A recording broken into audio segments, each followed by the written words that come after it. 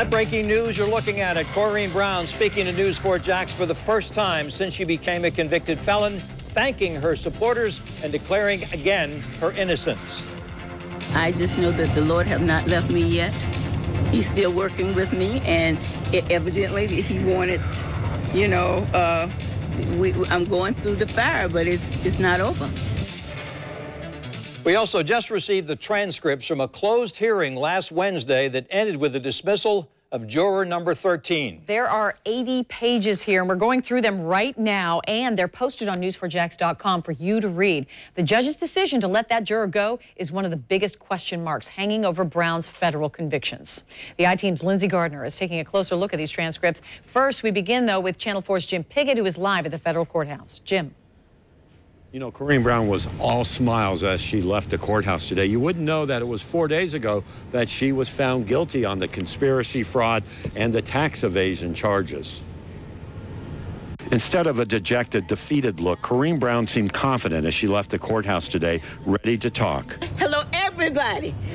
So thank you. And let me tell you something. I want to thank you all for your support. Brown and her attorney, James Smith, didn't say a lot about the case and what has changed since the guilty verdict, but Brown was smiling and pleased to hear that some jurors have expressed concern. Congresswoman, I've known you for many years. I've never seen you that dejected after that verdict was read when you walked out. I mean, can you tell us what you were feeling then at that time? And now you seem a total change. Even your demeanor seems totally different today. What happened over the weekend? You know, I just know that the Lord have not left me yet.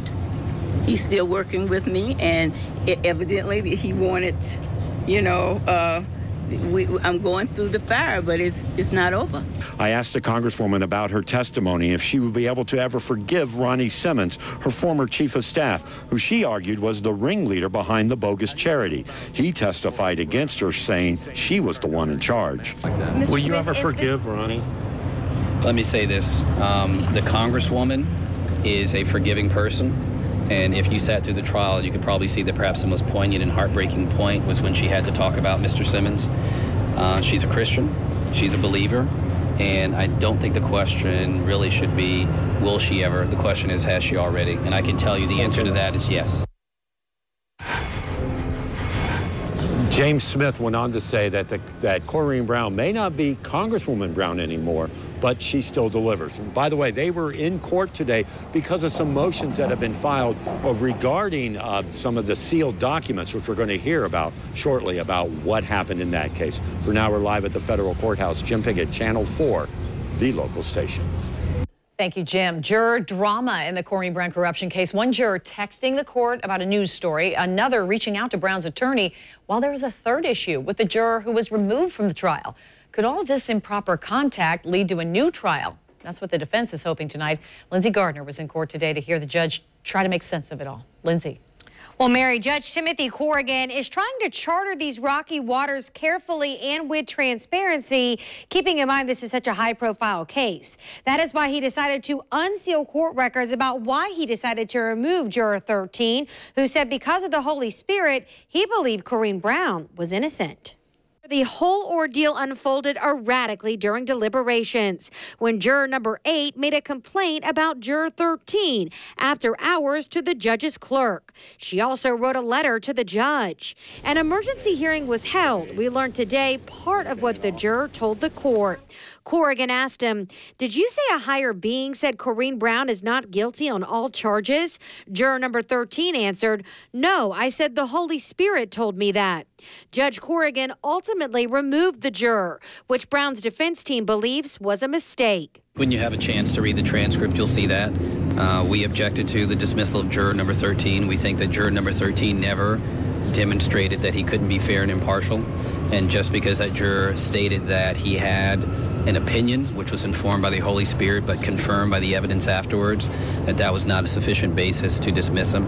But I think the important issue is this: jurors should be allowed to serve if they are willing to follow the instructions on the law. We also learned today another juror contacted Brown's attorney, saying she has information that could help with an appeal.